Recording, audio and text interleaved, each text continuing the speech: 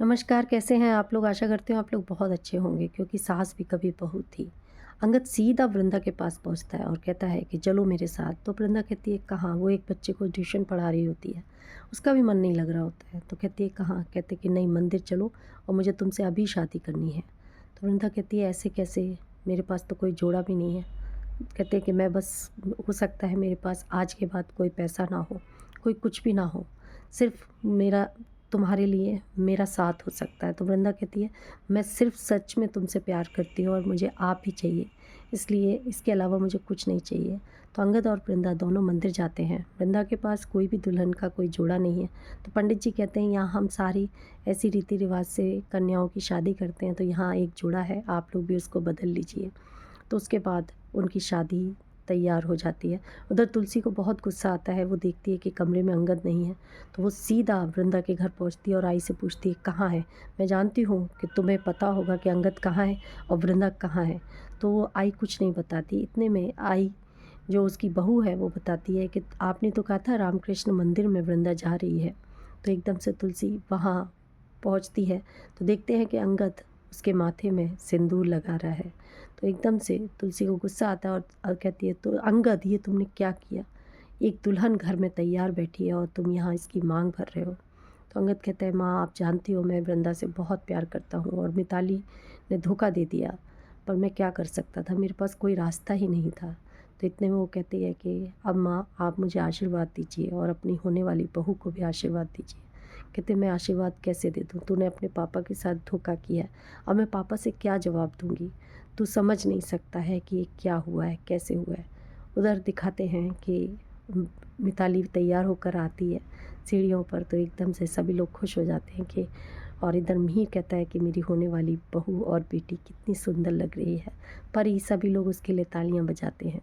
तो इतने में न्यूज़ आती है और उसमें दिखाते हैं मिहिर वीरानी का बेटा अंगद वीरानी शादी कर रहा है, वो भी एक मंदिर में किसी लड़की के साथ, और मीडिया पूरा उसको घेर लेती है। तो मिहिर ये न्यूज़ देखते ही एकदम से उसको झटका लगता है कि ये कैसे हो गया, यहाँ मिताली दुल्हन बनकर खड़ी है। इधर मिताली भी कहती है क्या हुआ? तो न्यूज़ नोएना को दिखाता है। नोएना भी देखकर शॉक्ड हो जाती है। कहती है मैंने पहले ही कहा था कि तुलसी मिताली को लाइक नहीं करती है, वो कुछ और चाहती है, क्योंकि इस शादी में तुलसी भी दिख रही है और तुलसी को शायद ये सब पता था। तो एकदम से नोएना जब ये बात कहती है तो मीर कहते हैं ये हो ही नहीं सकता है, तुलसी को कैसे पता होगा? तो कहते हैं अगर तुम्हें चाहिए सबूत तो मेरे ड्राइवर से बात करो। तो वो ड्राइवर से बात करती है और फ़ोन स्पीकर पे रखती है। तो ड्राइवर से पूछती है कि अभी 2 दिन पहले अंगद किसी लड़की से मिलने गए थे? तो कहते हैं हाँ गए तो थे, और जो तुलसी मैडम जिनकी मेरी गाड़ी में तुम उनको लेकर गए थे, कहाँ लेकर गए थे? तो वो बताता है कि हाँ, वो तुलसी जो मैडम हैं वो अंगद सर के पास मिलने गई थी और उनके पास एक लड़की भी थी। तो एकदम से मिहिर को शॉक्ड लगता है कि ये इसका मतलब तुलसी को सब पता था और फिर भी तुलसी ने ऐसा किया। फिर इसके बाद मिहिर गुस्से में वहीं मंदिर जाकर पहुंचता है और हेमंत भी और नोएना भी। तो एकदम से तुलसी को जब वो देखते हैं और इधर अंगद और वृंदा तुलसी से आशीर्वाद लेते हैं, तो एकदम से जैसी वो तुलसी हाथ उठाती है आशीर्वाद देने के लिए, तो मिहिर कहता है ये तुम्हारा किया धरा है ना सारा। तुम कहती हो कि तुम इस घर का ध्यान रखती हो, तुमने आज मेरा बेटा मुझसे दूर कर दिया। एक घर में दुल्हन बैठी है और तुम ऐसे कैसे कर सकते हो? नोएना भी यही बात कहती है कि तुलसी मैंने तुम्हारा क्या बिगाड़ा था? क्या तुम्हें ऐसा लगता है कि मैंने परी और रणविजय का रिश्ता जो पक्का किया वो तुम्हारे लिए धोखा है? क्या वही मेरी एक गलती थी? तुमने आज मेरी बेटी मिताली के साथ ऐसा क्यों किया? तो तुलसी कहती है मैंने कुछ नहीं किया, मुझे कुछ भी नहीं पता था। तो मीर कहता है नहीं, तुमको सब पता था। जो नोएना का ड्राइवर है उसने सब बताया है। उसके बाद तुलसी कहती है मेरी बात तो सुनो मिहिर। कहते कि कोई ज़रूरत नहीं है कुछ भी बात छुपाने की। अब मुझे पता चल गया है कि तुम कितनी गंदी औरत थी।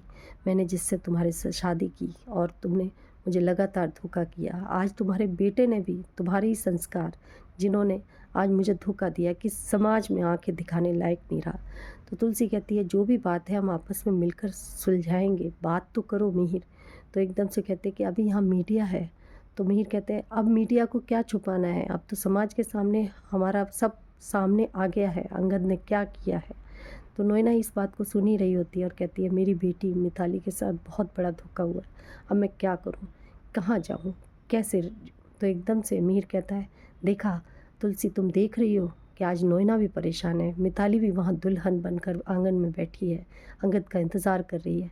हेमंत कहता है कि भैया तुलसी भाभी नहीं जानती थी, तो वो कहता है कि हेमंत अब तुम चुप रहो, तुम कुछ नहीं बोलो, तुम नहीं समझते हो कि किस तरीके से क्या होता है। और फिर उसके बाद मिहिर वहाँ से गुस्से में चला जाता है और नोएना भी जाने लगती है। तो मिहिर कहता है नोएना रुको, मैं भी तुम्हारे साथ चलूँगा। एकदम से तुलसी ये सब सुनकर टूट जाती है। तो हेमंत कहते हैं भाभी आप मत जाना, नहीं तो अभी भैया बहुत गुस्से में गए हैं, वो कुछ भी कर देंगे। तो तुलसी और हेमंत वहीं मंदिर में इंतज़ार कर रहे हैं। अब जानने के लिए आगे देखिए क्या मिहिर इस शादी को स्वीकार करेगा कि कुछ और होने वाला है। नमस्कार।